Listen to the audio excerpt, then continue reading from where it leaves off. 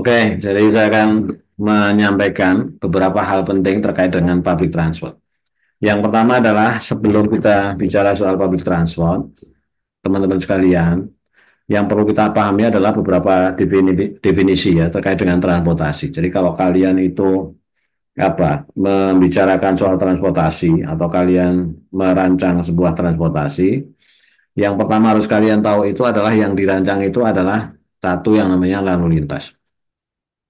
Lalu lintas itu uh, traffic ya kalau bahasa Inggrisnya gitu ya.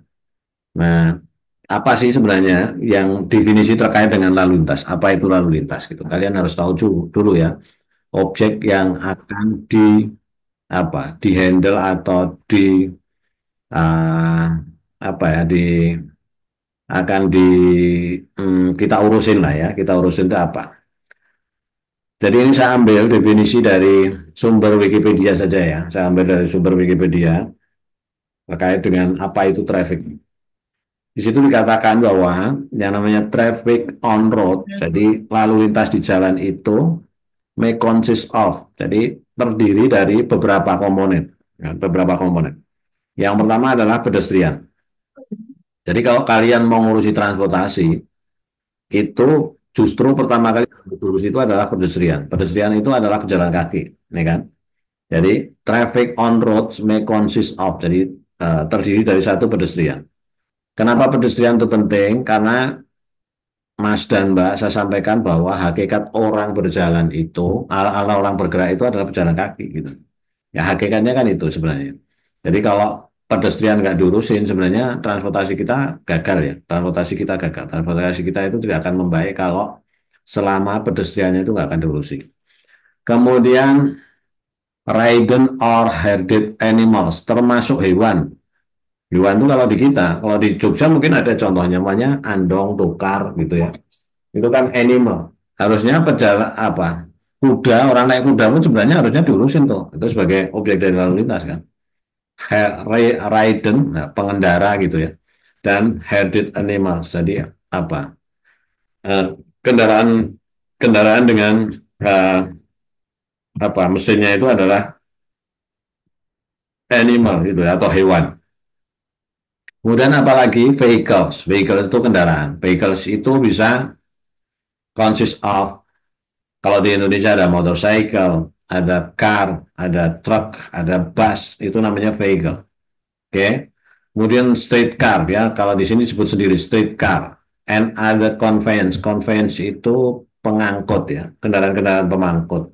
Contohnya kalau di Jakarta ya ada juga bemo gitu ya. Kemudian ada bajai gitu. Kalau di Jogja ya ada becak, ada apa lagi ya? Tadi andong, tukar, becak itu juga harus diurusin ya. Dari termasuk itu ya, termasuk ada conveyance kendaraan pengangkut yang lain. Nah itu dikatakan either single or together while using the public way for purposes of travel. Dengan sendiri-sendiri atau bersama-sama itu menggunakan public way. Public itu apa? Jalan umum untuk tujuan travel itu bergerak gitu ya. Jadi bergerak. Jadi kalau kita bicara lalu lintas atau traffic itu paling tidak terdiri dari empat komponen itu ya. Jadi ada road user-nya. Road user-nya itu ya ada driver, ada cyclist, ada pedestrian, kemudian termasuk di situ ada kendaraannya, ada vehicle, ada animals, kemudian ada street, road, dan highway. Kemudian ini kalau saya ambil dari sumber dari Undang-Undang RI 14 tahun 92 tentang lalu lintas yang dimaksud itu adalah gerak kendaraan orang atau hewan di jalan. Jadi termasuk hewan itu juga harus diperhatikan. Jadi kalau kita bicara transportasi, ngurusi transport, yang transport itu nanti ujung akhirnya adalah soal traffic atau lalu lintas, ya barang-barang ini yang diurusin gitu. Nah, kemudian masalahnya apa? Masalahnya barang-barang ini yang kemarin saya sampaikan, ini kan sudah saya sampaikan, ya, bahwa pergerakan itu tumbuhnya sangat tinggi. Ya, traffic itu tumbuhnya sangat tinggi. Sebagai contoh aja ini adalah salah satu aja ya, salah satu dari traffic itu adalah vehicle. Kemarin saya sampaikan kan, ini data di Jogja. Data di Jogja itu pertumbuhan kendaraan sepeda motor itu yang warna merah di atas itu ya, garis warna merah, itu adalah 7,4% per tahun. Kemudian pertumbuhan kendaraan roda 4 di bawah itu yang warna hijau itu adalah 10,01% per tahun. Kamu bisa bayangkan ya, pertumbuhan itu sangat tinggi kalau dibandingkan dengan jumlah penduduk DIY. Ini saya ambil data DIY. Jumlah penduduk DIY populasi tahun 2023 itu, Mas. Itu 3,7 juta. Pertumbuhan penduduknya hanya 1,4 per tahun, ya kan? Kalau dibandingkan jumlah penduduk itu, berarti kendaraan sepeda motor di Jogja itu tahun 2023 itu yang warna kuning ya sebelah atas nih ya. Ada tanda warna kuning sebelah atas 2,8 juta. 2,8 juta kalau dibagi 3,7 itu kan berarti sekitar 75%. Artinya 75% penduduk DIY itu sudah punya sepeda motor kan gitu ya. Oke. Kemudian kalau kendaraan roda empatnya yang bagian bawah itu kan sampai 2023 itu kan jumlahnya 433.000. Kalau dibagi 3,7 juta penduduk, berarti 11% penduduk Jogja itu sudah punya kendaraan roda empat. Itu ya. Kira-kira gambarannya seperti itu. Sementara Mas dan Mbak, kemarin juga saya sudah cerita bahwa pertumbuhan penduduk kita itu DIY ya, itu kan hanya 1,4%. Sementara pertumbuhan sepeda motornya 7,4%, pertumbuhan mobilnya itu 10,01%. Kalian bisa bayangkan ya, kalau eh, penduduknya tetaplah ya, pergerakan pertumbuhannya 1,4 1,4% per tahun. Kemudian kendaraan roda duanya 7,4%. Kemudian mobilnya 10,4%. Kira-kira kalau pertumbuhannya sama, kemarin juga sudah saya ceritakan, kalau pertumbuhannya sama antara penduduk dengan kendaraan roda dua gitu saja, itu nanti di 2030 kira-kira jumlah penduduk dengan jumlah sepeda motornya itu akan sama, kan gitu. Berarti 100% orang itu akan punya kendaraan sepeda motor. Gitu. Nah, itu permasalahan dari traffic. Gitu. Permasalahan dari traffic. Sehingga sementara itu kebutuhan untuk bergerak traffic itu adalah di jaringan jalan kan gitu. Di jalan kan. Sementara jalan itu yang biasanya disebut dengan supply, jaringan jalan itu disebut dengan supply, itu pertumbuhannya hanya 0,2%. Sementara tadi sepeda motornya pertumbuhannya 7,4%. Artinya supply itu tidak akan bisa mengimbangi demand-nya. Ya kan kejadiannya kan seperti ini kan, bahwa demand-nya itu akan terlalu tinggi, kemudian supply-nya itu akan terlalu rendah. Jadi akan jomplang seperti ini gitu. Ya. Demand dan supply-nya itu nggak seimbang gitu ya. Bahwa demand-nya terlalu tinggi, supply-nya terlalu rendah. Sehingga masalah dihadapi di traffic itu adalah keseimbangan antara kapasitas jaringan jalan dengan banyaknya kendaraan atau orang yang berlalu lalang. Jadi ketidakseimbangan antara traffic dan supply-nya. Traffic itu adalah demand dan supply-nya. Itu tidak seimbang. Ya wajar kalau seandainya memang kemudian macet gitu ya. Kemudian macet itu sesuatu yang sangat wajar. Gitu. Nah ini kan kemarin juga mungkin sudah saya sampaikan. Ini kondisi Malioboro ya. Kondisi jalan di samping Tugu waktu ada pembangunan. Macet luar biasa. Dan efek macet itu bisa macam-macam ya. Mulai dari polusi, pembahasan bahan bakar, safety, value of time, stress, dan sebagainya. Sampai ke ekonomi gitu ya. Oke. Nah ini beberapa gambaran masalah macet ya. Di Jogja sudah mulai ya. Jogja sudah rasanya sudah mulai full ya. Jadi kapasitas jaringan jalannya itu betul-betul sudah tidak bisa menompang ini. Kemudian ada permasalahan-permasalahan lain terkait dengan uh, failure in urban and transport planning. Jadi kesalahan atau kegagalan dalam perancangan kota dan transport planning. Jadi ada di kita di Indonesia itu ada gini, ada kecenderungan kesalahan tentang apa planning perkotaan itu adalah ya tadi di samping rapidly increasing car and ownership use, jadi ada apa peningkatan yang sangat rapid gitu ya, kendaraan roda 4 dan roda dua itu terkait dengan kepemilikan. Selain kepemilikan juga use-nya. Use itu berarti penggunaan. Jadi tidak hanya memiliki, tapi memang eh, kita, ya kita yang termasuk saya itu senang menggunakan kendaraan gitu. Contohnya, mamanya saya mau ke ke warung gitu ya, 50 meter, jalan 50 meter aja pakai sepeda motor. Itu kan salah satunya ketergantungan kan gitu. Kemudian ada juga mulai orang males, declining mood share. Jadi menggunakan public transport itu mulai males. Jalan kaki males, cycling juga males. Kemudian ada permasalahan kesalahan kebijakan itu ada declining city center. Declining city center itu gini, kalau ini dijelaskan rapid decentralization into car-oriented suburban sprawl. Jadi eh, apa namanya? Tempat tinggal orang itu mulai sprawl, sprawl itu menyebar ke luar kota. Jadi orang itu perumahan-perumahan, kalau kalian nanti cek ya, perumahan-perumahan di DIY itu mulai banyak menyebar di arah luar-luar kota gitu ya. Luar-luar kota, kemudian orang jadinya kan semakin jaraknya ke CBD atau Central Business District itu semakin jauh. Orang semakin bergerak menggunakan kendaraan motor dan sebagainya gitu ya. Kemudian ada kesalahan fokus was given to road design, more infrastructure for car. Kita itu nambah terus apa? Memfasilitasi penggunaan kendaraan, ya toh, mau motorcycle atau car. Contohnya namanya pembangunan jalan tol, perbaikan jalan yang tadinya rusak jadi baik dan sebagainya. Itu adalah memicu orang itu semakin banyak menggunakan kendaraan. Oke. Kemudian ada more space for motorized vehicle. Ya, semuanya itu infrastrukturnya itu ditujukan untuk memfasilitasi car dan motorcycle. Ini yang disebut, teman-teman sekalian, ini yang disebut dengan unsustainable focus. Jadi pembangunan yang tidak berkelanjutan. Kenapa? Ya tadi kalau banyak sepeda motor, banyak mobil, jadinya apa? Macet. Macet itu menyebabkan polusi, pemborosan bahan bakar, ekonominya jadi baik, kesehatannya menurun dan sebagainya. Itu yang disebut dengan unsustainable focus, gitu ya.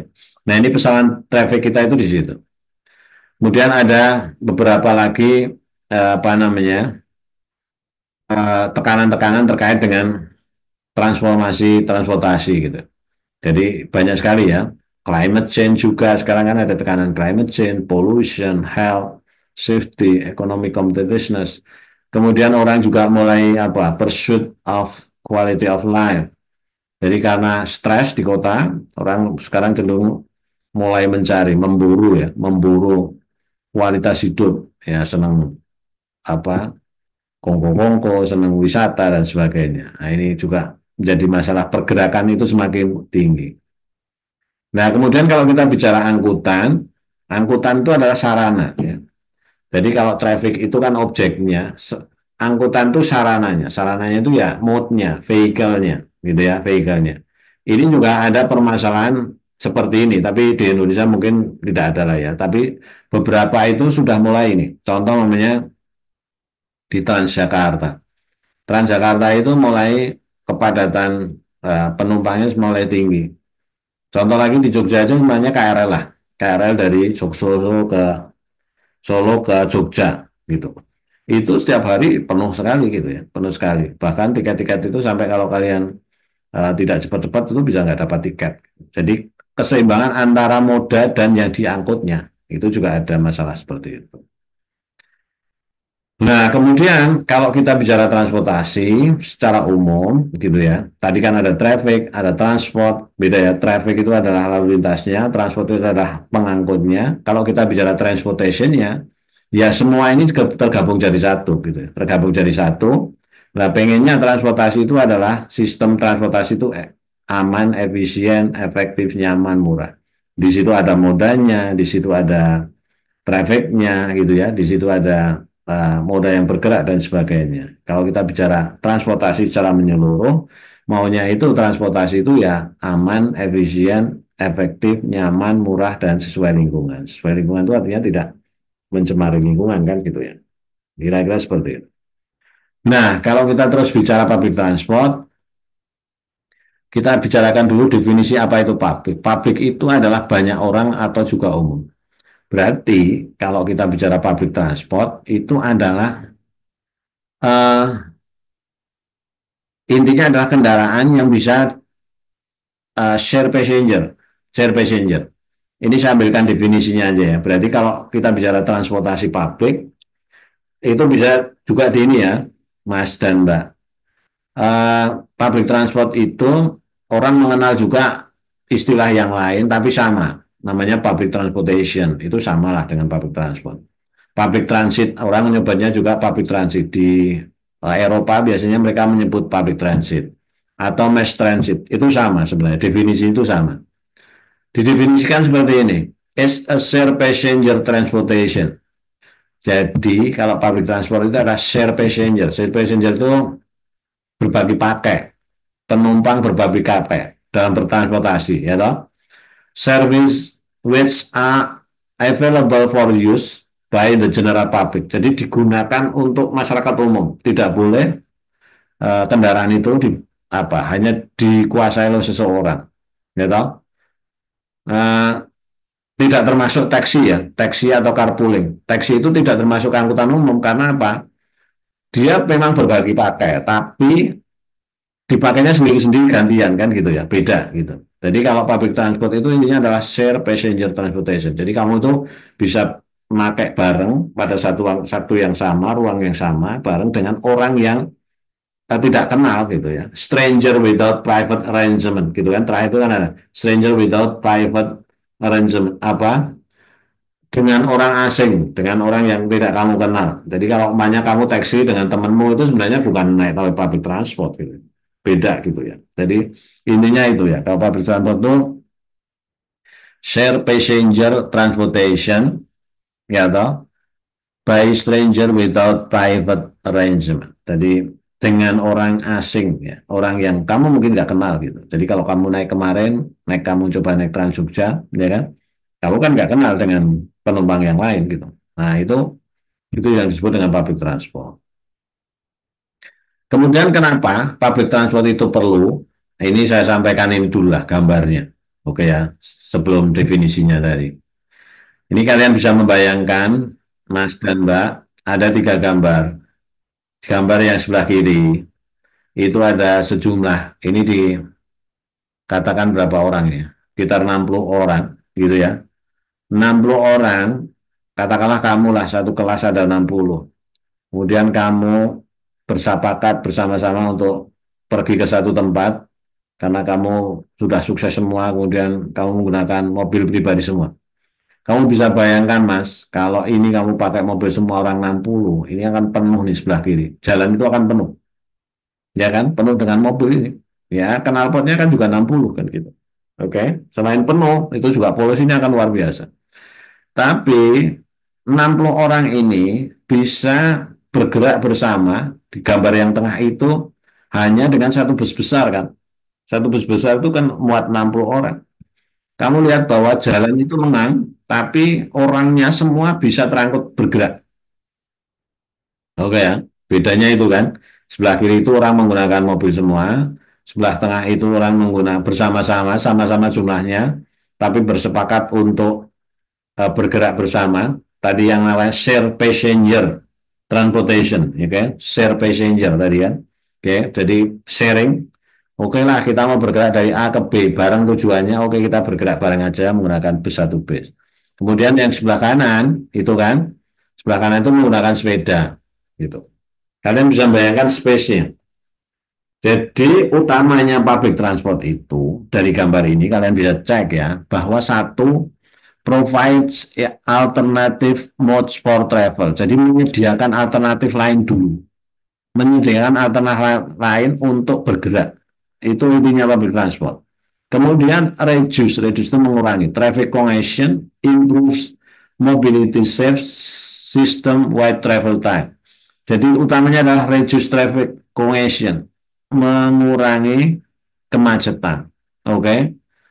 Kemudian kalau dilihat dari sisi yang lebih tinggi lagi, help lead the nation towards its goal and policies to protecting the environment. kamu bisa membayangkan bahwa public transport itu ramah lingkungan. Kenapa?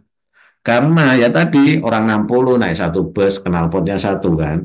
Tapi kalau 60 itu naik mobil sendiri-sendiri, pribadi sendiri, ya 60 knalpotnya kan gitu. Oke, jadi dia itu kan apa?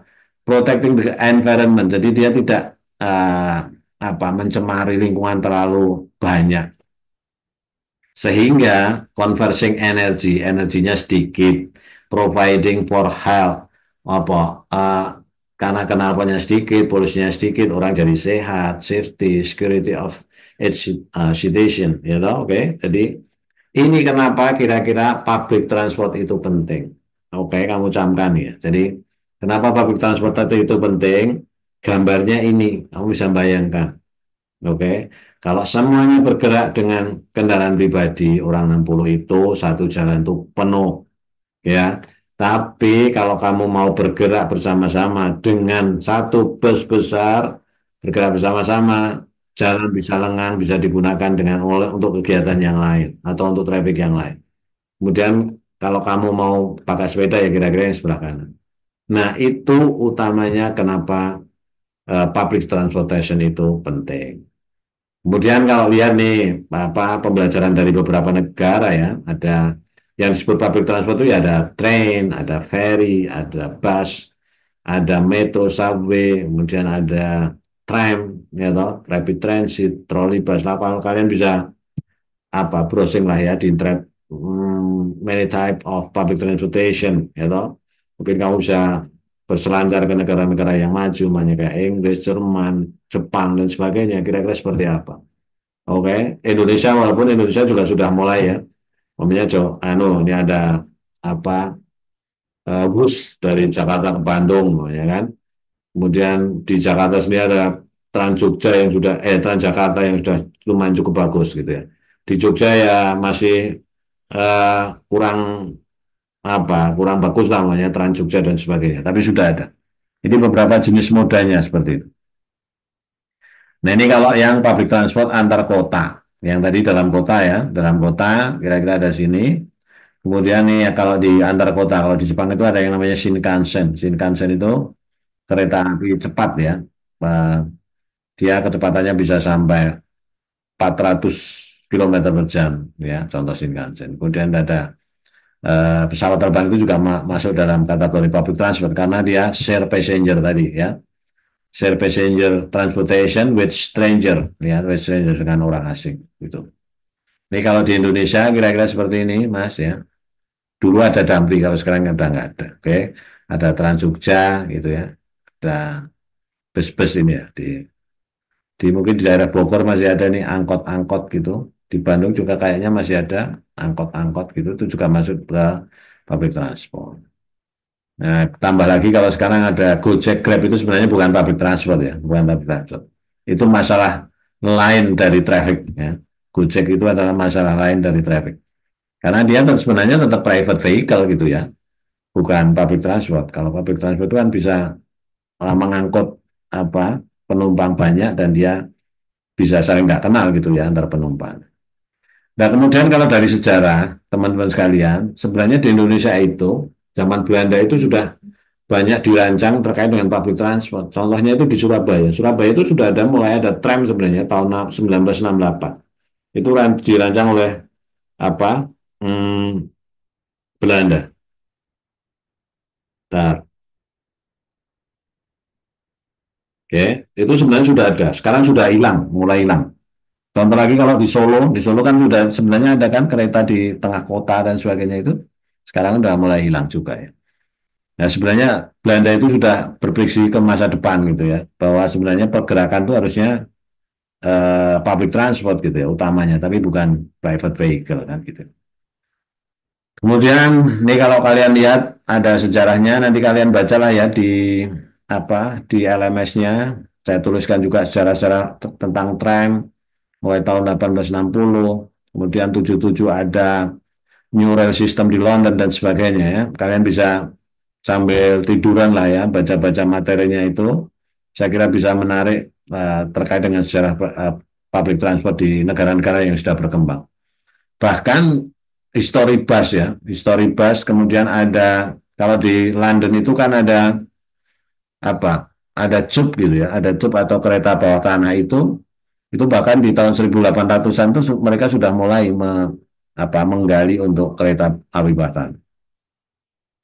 Oke ya, saya kira itu Mas dan Mbak yang akan saya ceritakan di weekend ini.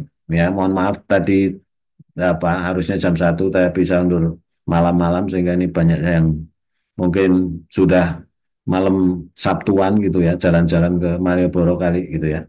Tapi nggak apa-apa, nanti hasil recording yang saya obrolkan ini akan saya uploadkan ke LMS biar kalian nanti bisa me, merefresh kembali apa yang saya sampaikan gitu. Kemudian nanti mohon juga untuk membuat satu history tentang tram, coba kalian cari ya uh, di internet gitu terkait dengan uh, sejarah perkembangan dari kereta gitu ya. Saya sudah berikan contoh kan ya, sudah saya berikan contoh terkait dengan sejarah bus kalau nggak salah di LMS itu. Nah nanti kalian coba cari terkait dengan kereta api ya. Nanti mungkin bisa dikerjakan secara berkelompok lah ya. Oke, nanti sekalian buatlah sebaik terserah kalian bagaimana cara membuatnya, menampilkannya. Kalau saya sih senang menggunakan cara-cara grafis, mungkin bisa dilihat di LMS-nya ya. LMS itu kan ada saya gambar sejarah public transport yang saya buat ya dalam bentuk grafis itu mungkin bisa menjadi acuan atau bisa ditiru. Saya kira itu Mas dan Mbak yang saya sampaikan itu. Semoga kalian tidak sambil tidur. Oke, sebelum kita akhiri pertemuan hari ini, saya mohon untuk on cam kembali biar saya bisa memandang senyuman terindah kalian malam hari ini. Oke, Mas Aris, Mas Habib, Andi ini mana? Aris, oke. Ya, kalian dalam kondisi santai ya di rumah, oke? Mas Wildan, Rohmat, Haria Yuda, mana? Astrid? Ya, Pak. Ya, oke. Berikan senyummu yang terindah malam hari ini. Besok kan libur, jalan-jalan kayak ngurangi stres harus dilakukan ya toh. Akhir minggu itu jangan jangan banyak bekerja, jangan banyak belajar gitu ya. Kalau bisa kamu santai-santai lah cari angin sana gitu. Oke, saya kira itu ya yang bisa saya sampaikan. Semoga bermanfaat. Semoga minggu depan sebelum UTS saya bisa ketemu secara offline dengan kalian ya. Oke, Mas Baik, Pak. dan Mbak. Ya, Pak. Baik, Baik, Pak. Pak. Terima kasih, Pak. Ya, saya tutup ya. Assalamualaikum warahmatullahi wabarakatuh. Waalaikumsalam Waalaikumsalam warahmatullahi warahmatullahi Waalaikumsalam warahmatullahi wabarakatuh. wabarakatuh. wabarakatuh. Terima kasih, Kak. Ya.